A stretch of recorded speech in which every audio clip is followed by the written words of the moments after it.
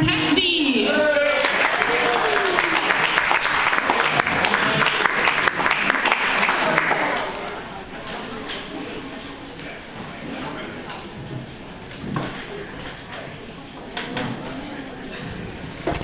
On September 25, 2017, I experienced one of the biggest changes that I have experienced in years.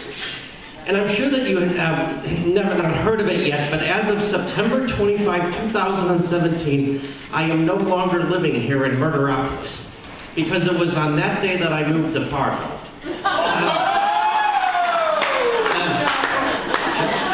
Just kidding. Actually, I moved to St. Paul. I'm glad I didn't move to Florida because Florida sucks.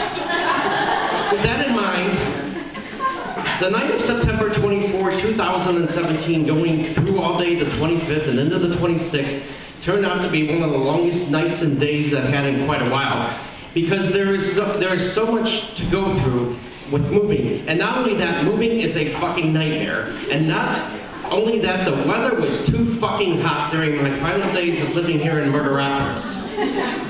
And the air conditioner wasn't working right in my place where that I was living at, and the temperature came up to 89 degrees with the air conditioner running. And the dew point was 72 to add to the misery. And I never remember the weather getting that fucking horrible during so late in the September.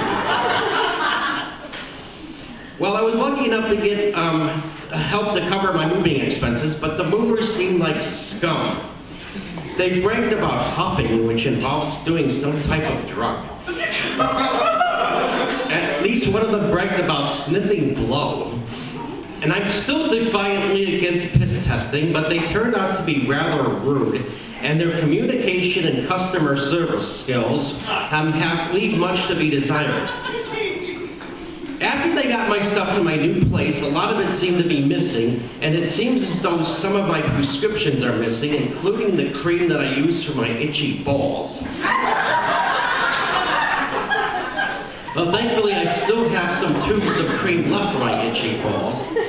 And I found a lot of things, but there are still some things I can't find. Furthermore, even if I find my things, these people left my old place without bothering to tell me.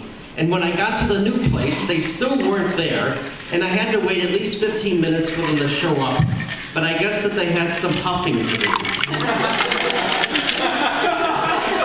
They told me that they would protect the stand for my monitor, but when I got there, the stand of the monitor was missing, and I wanted to ask them where it was, but they left without telling me again.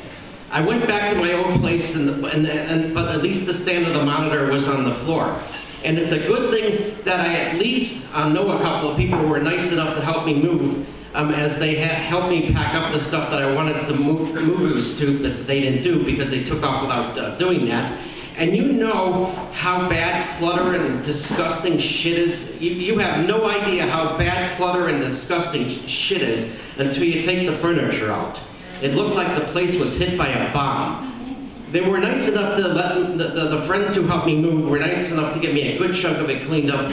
And if it weren't for those who helped me, I don't know what the fuck I would have been, how the fuck I would have made it. They couldn't stay there all day, and I went back there later that night, and the following night to clean out the closet that had mouses in it, along with the fucking mouse shit they left behind. I took pictures of the mouse shit in the closet, and I plan to post it on Facebook when I get a chance. And my fucking anxiety was so fucking bad after going through this shit. And on the night of September 25, my brain was so fucking fried I was only able to get a couple of hours of sleep. Now, I moved into Section 8 housing, and most of the people in my building are Muslims, crippled people in wheelchairs, and people with autism.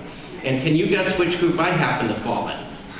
Well, I'm not crippled, and I certainly hope that nothing like that ever happens to me, because that would really suck. Being crippled would be worse than being dead. I certainly don't look like a Muslim, and you can't say anything bad about the Muslims, or they'll come back after you and kill you. There were a couple of Muslims that lived in the building that I did live in, including the Muslim couple who lived with their son, who I'm guessing was around 20 years old. And he and his father constantly got into fights with each other, and they were yelling and screaming at each other. And one day I overheard that guy accused his father of molesting him, and his father said, "I never molested you. I never fucked you up the butt." It made me laugh with the way he said that. I never fucked you up the butt. Anyway, I am now living in a one-bedroom apartment, and being able to live in Section 8 housing is the least I should be able to have, because throughout my life people have fucked me over for having Asperger's syndrome. If that's not enough, no one ever bothered to pay me millions of dollars for my unique, thought-provoking spoken words. And I now live in a place that has a halfway decent refrigerator, and I now live right next to the light rail.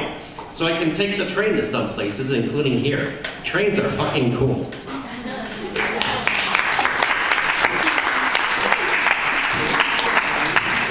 All right, one more time for the Reverend Pat D.